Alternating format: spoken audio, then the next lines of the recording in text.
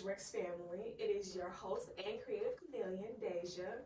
And today we have a very special guest for our first ever Creative Connections. All right, y'all ready? She's very special, very close to me. She is a massage therapist, a co-author, a poet, and the best part is she's also my mother. Introducing Miss Natasha White. Woo!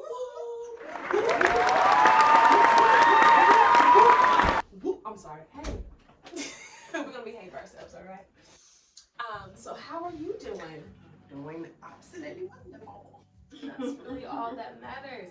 So, are you excited to be the very first person on Creative Connections? Yeah. I don't know if I'm surprised by it, but I'm excited. I live with her. I felt like, why not? You know? So all our artists do not know what their topic is until the day of. They do pick a number, but they don't know what it is until today.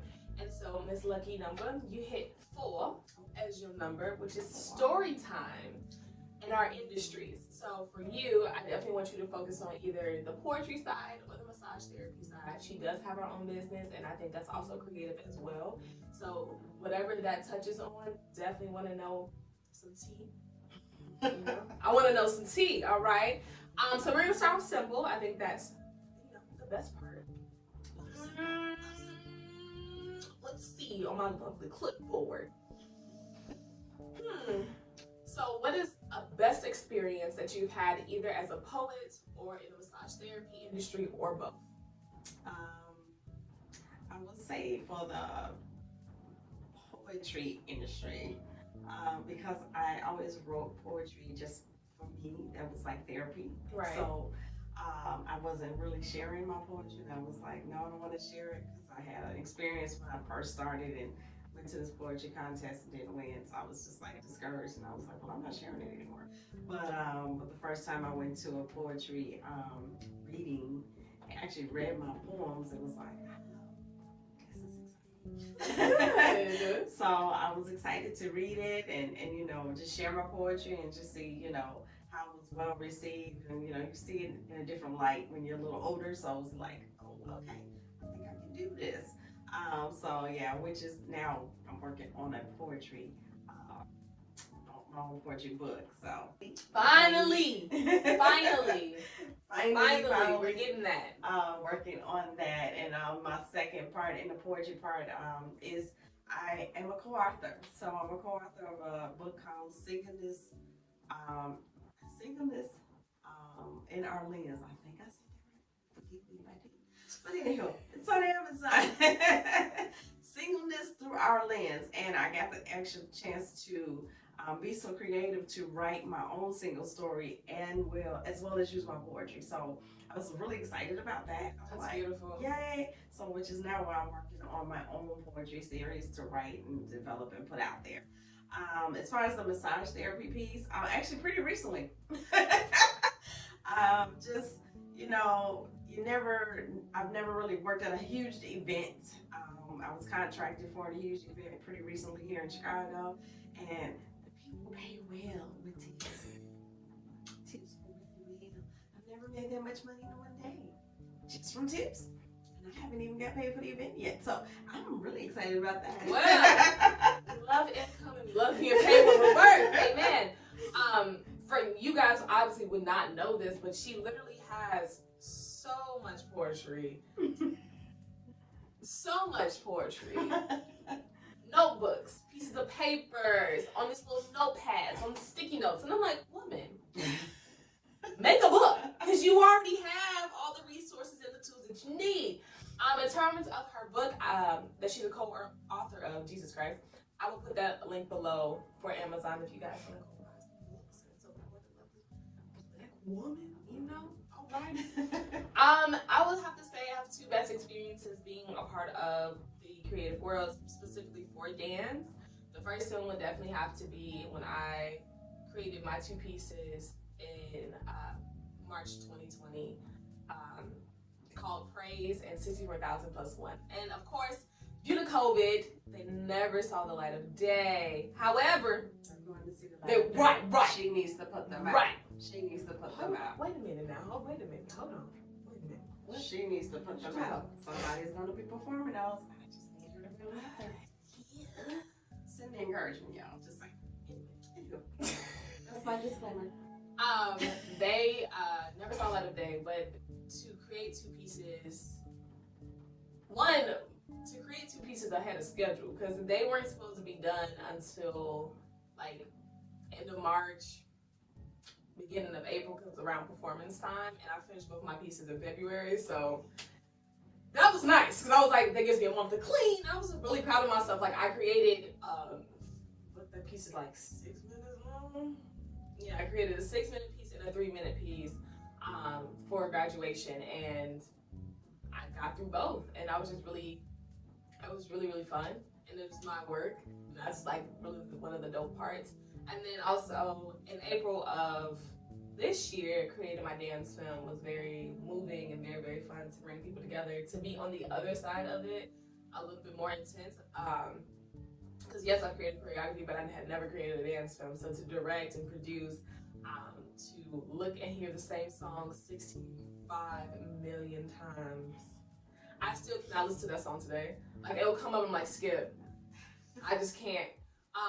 But to listen to the same song, to really grab in artists, to create a dance film with people that I knew and also people that I didn't know, and to film about 30 plus shots in 8 hours. So those experiences for me are really insane because they happened and they're part of my journey. It's just like, wow, you know, I actually saw those things through, which is really, really, really beautiful. The journey's not over yet.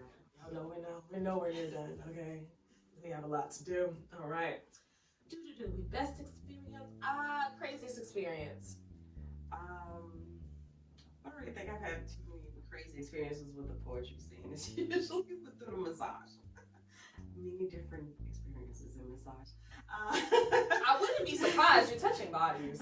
Many different experiences. I think the biggest crazy experience was I had a client, which was crazy because this client, I had another colleague who was telling me about a client who she was, you know, kind of up in the air about, you know, if he was somebody she should continue to work with. Right.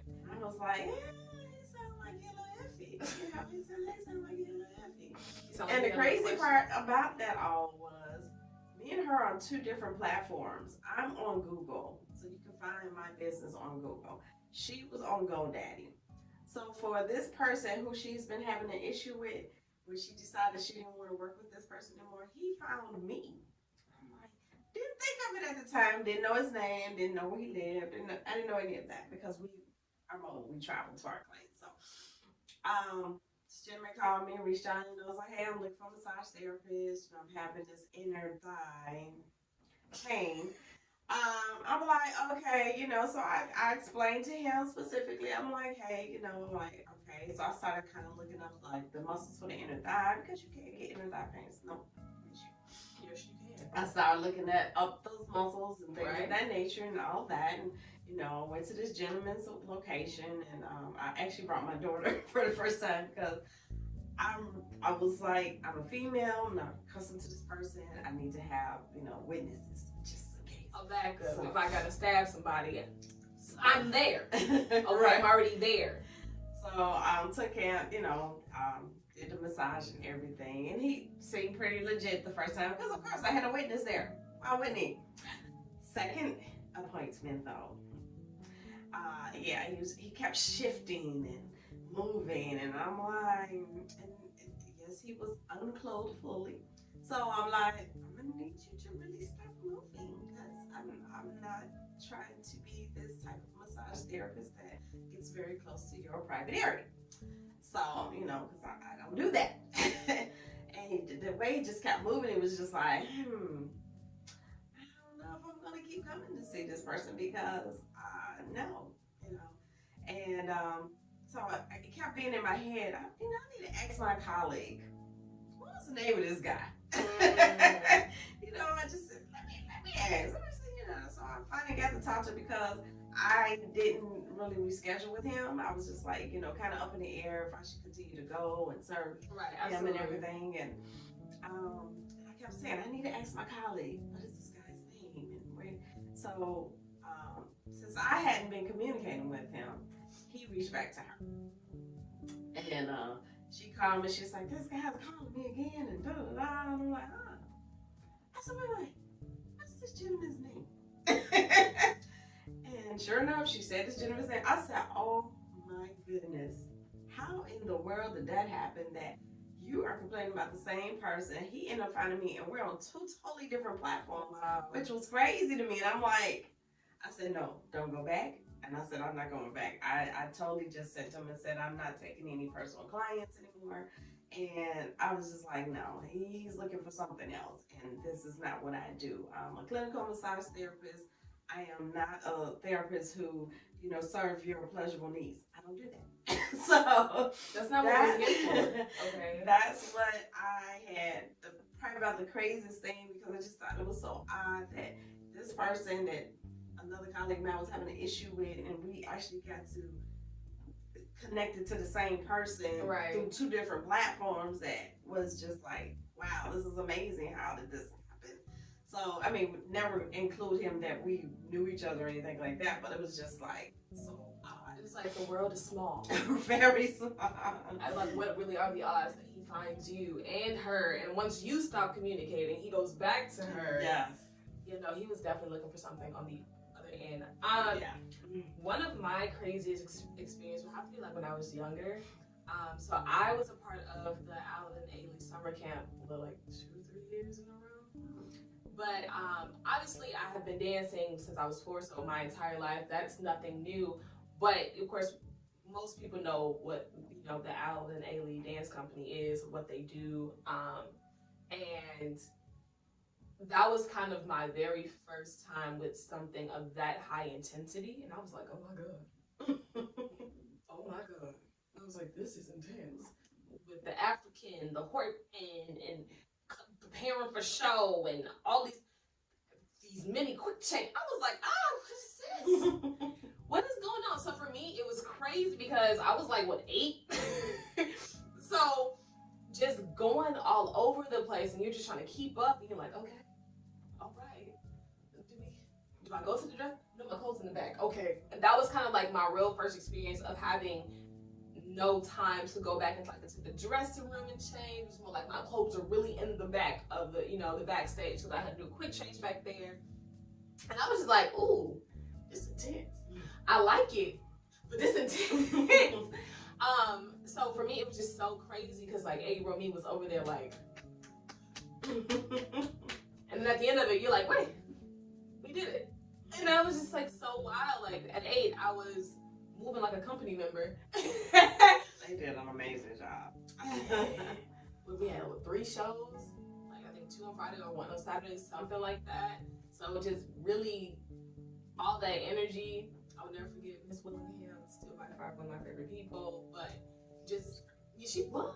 But just being 8 and like, one, connecting with Allen and Ailey Dance Company in that way, and then also recreating some of their authentic and very powerful pieces on top of creating choreography for our own things was really fun. It was really wild. It was very intense. But literally by far one of my craziest experiences, because at 8 I was able to do that. So that's something I can just check off my lovely list of life. Funny experience.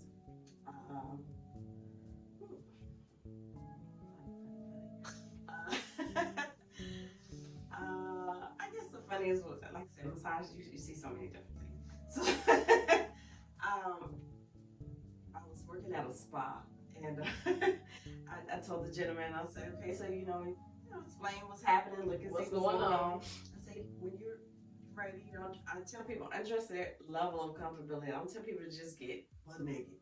But I say, undress to your level, come right, and get under the top sheet.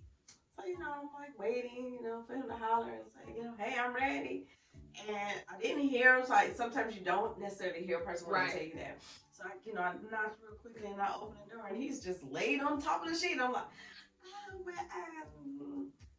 need you to get under the sheet, and I'll be back in. Under. But he was just so comfortable. Like, okay, I'm waiting. You know, so I was like, at least he was carefree oh, with his yeah. body. Well, it's so crazy because that's another thing that's funny. It's a lot of people that's really just carefree. I've had clients just be like, oh, girl, we got the same thing. And, you know, I'm like, it's your house. You know, as long as you comfortable, I'm comfortable. I'm not in. Mostly women, I have that with. Not so much the men. The men really get under there, whatever, but mostly women. They just like, Oh, girl. I'm just, I'm fine. Women, we are the freest souls. Like, especially a part of the dance industry, the amount you just see it all. We don't even try to cover up no more. Like, it's no point. We got the same thing. What's the point of us trying to cover up?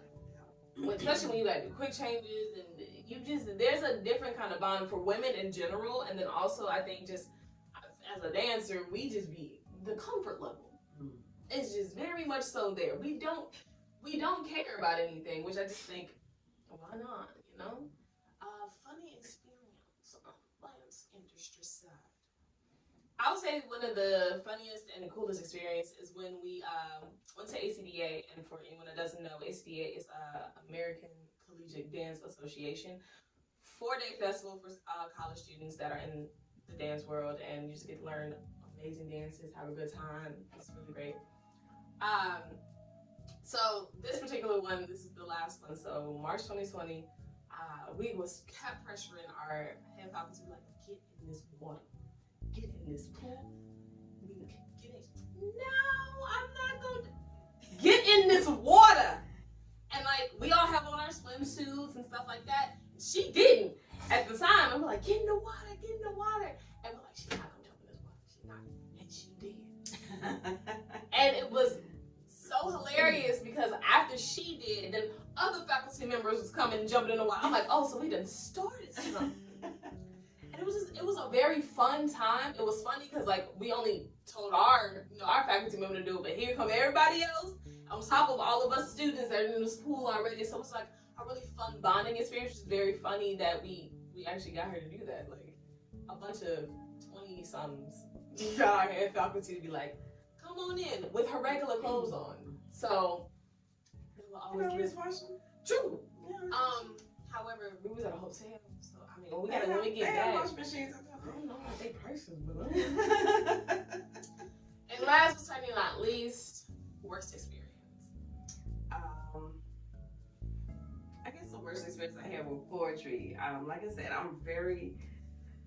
it's rough for me to talk in front of people, which I'm surprised I'm right here, and it's not a problem. But you see her just flowing so eloquently. But I was determined this time, because like I said, I still had it in the back of my mind when I finally, my first time doing a poetry thing, and I just kind of felt like I mutilated it, didn't win, and I was like, I don't want to do that anymore. I was at this like holistic place. They did a lot of different holistic things like yoga, meditation, and stuff like that. And so she had like this story time day, and I was like, oh my god, that sounds like it's really exciting. And I was determined that the poem that I wrote, I was determined that I was going to memorize this poem and do it from memory. And I just kept stomping. And I kept saying sorry. So it was kind of a bittersweet moment because not only was I nervous and just kind of felt like I was like mutilating myself. Right. It was a lady in the audience, and every time I kept saying sorry because I would stop. Every time I would mess up.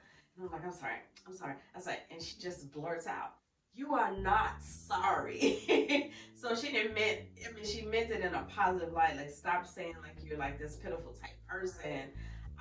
And that just hit home for me, and it just really made me feel like really gratifying. So I was, on one side, I was just like, I'm embarrassing myself. I'm looking crazy. I'm not doing this right. And then on the other side, this person is encouraging me in the audience, like, stop downing yourself, stop saying sorry, just keep flowing no matter what. Right. Just keep flowing no matter what. And so they got me through it, and I was excited that I just stood. I kept standing up because probably would have, if I kept saying sorry, I probably would have just got off the stage and be like, let me just get off because it's right here. Like, I can't do this now. I can't. So I pushed through it, and I was glad that I did. So I'm just like, okay. And like I said, I'm right here talking to you guys, so I was like, no problem. Would you think she had a problem talking? Because I wouldn't. I would not. She doing so good. Okay. In terms of a worst experience for me, after I graduated, like literally what, a month or so after I graduated, my mother comes to me with this beautiful job. She's like, we found it on LinkedIn. It deals with dance. I'm like, oh my goodness, yay. And because everything was going on with COVID and everything going to online, I knew that I didn't want to just like jump into something. I definitely wanted just to cross my T's and dot my I's and make sure that everything was legit. So I looked them up, I found the website, all these different things, just making sure like, okay, you're not playing with me. So the base of the job was 4 videos a week with a warm-up, choreography, and a cool down. And it was supposed to be for people that were in quarantine that wanted to, just move, have a good time. Because what else could we really do? We were like at the start of quarantine, so there's no opening up of anything.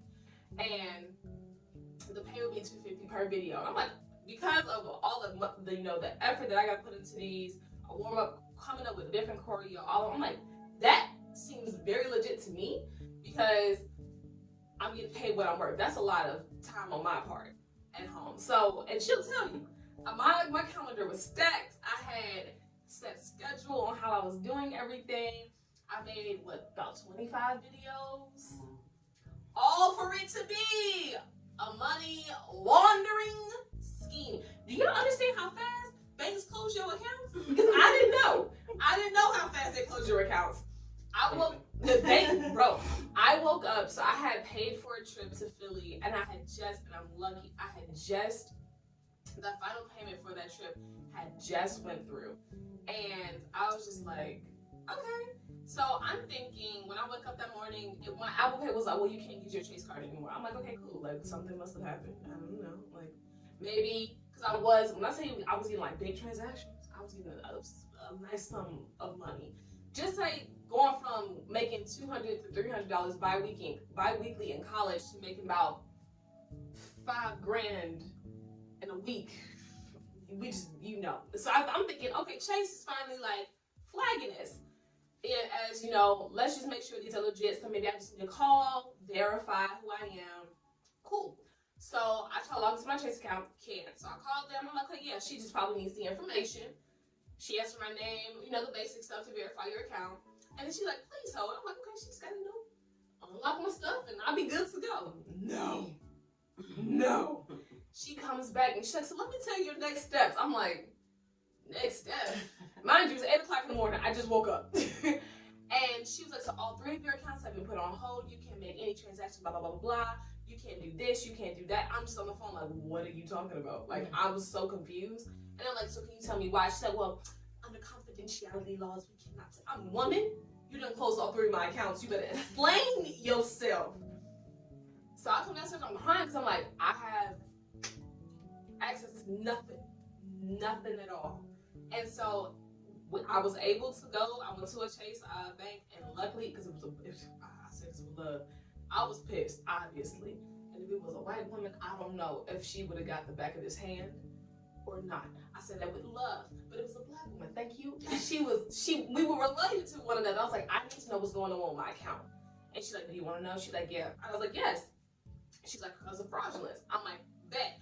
Automatically, I knew what they had thought what had happened. So I reached out to my boss. I'm like, so this is what's going on. They closed my accounts, and y'all owe me because y'all making these big transactions and all these different things. And this man, I'm so sorry about what happened with your accounts. Everything is gonna be okay. I'm gonna talk to the sponsors. So, like, I think that night I wrote an email to him about like, this is what I feel like I'm owed. I'm owed my money back because this is not my fault. I told y'all to stop with these big transactions. Y'all didn't stop. And because of that, I'm in a detriment. So I emailed him. I was like, I'm gonna give it to 12 p.m. the next day. 12 p.m. comes around, no response to my email. So I call him. It says the number you have down is no longer in service. Immediate tears. Like, it was one of the craziest experiences, and I couldn't put that in the craziest because at the end of the day, that is literally right now offhand the worst experience I've ever had. It took a toll. It still takes a toll. Don't do that. I'm glad she said Don't do that. Don't be I'm knocking your glad she head. said Don't that. be shaking your head and someone. Don't do that. Anyways, yeah, it does. It takes a toll because I mean, I was dedicated. I made 25 videos. 25 videos for none of it to be legit. And they're still valuable. True. They're hers. They are. Hello? None of this. She's growling. I know, like my stomach. Relax. Her stomach has something to say. She's hungry. That's what my stomach has to say. But yeah, no, it took a toll. Dance is a part of my life and it's very important to me. But that was rough because I mean, I thought it was a legit job. You know, you feel like you covered all your bases and you're like, where did I go wrong? Type thing. And it was like, I felt so vulnerable in that moment, and to know that someone used my craft to be like, hey, let's funnel some money through you. Like, it was just absolutely crazy. I got sick a lot. And on top of the fact that COVID was like in heat, I was like, oh my God. Stress was very high. My stress was high. It was really, really hot. But from it, I was able to, you know, I have taken classes. I did a dance film in that November, and then I created my own dance film, and now we're here. So everything comes full circle. You know, it's just that by far is one of the worst and craziest, but worst is where we're at for the most part. That was one of the worst experiences because fresh out of college, and you just get wiped clean. And he was like, what? And I was totally okay with them, like, taking whatever they had stole. I'm like, take that, I don't care. But the money that I made in college, give me my money back. Like, y'all, that was a time. That was a time to be alive. But like I said, everything comes full circle and everything happens for a reason. So even though it is a worst experience, it's also part of my success story. And that is what it is at the end of the day. So we're still pushing forward. Me and Dan still have a long journey to go through. But I'm here with you guys still creating. So that's also very exciting. I'm proud of myself. But yeah, that's all I have on our lovely little Storytime Industry Edition department, man. Right. You know, I think that we can wrap this on up. I think we can wrap it on up. Like, I think that was solid. Did you enjoy yourself? I did. Oh, I'm glad. I'm really, really glad. I'm trying. This is the first ever Creative Connections, guys. And your creative chameleons, thank you for coming. Please make sure that you like, comment, share, And subscribe. Listen to that one. Subscribe, all right? Thank you. The link to her Instagram will be below if you want to follow her and see what she does. The link to her website will be below if you want to book, because you should, okay? you really should. She has gifted hands. Book, okay? And then also a link to her book is also going to be below. So you guys can see all of that. Be little nosy babies, but in a nice way. Don't be creepy over here. I will fight you. This is my parent. Okay? But yes, all of that will be linked below. But other than that, guys, that is a wrap on the first ever Creative Chameleons. Although, anyways, Creative Connection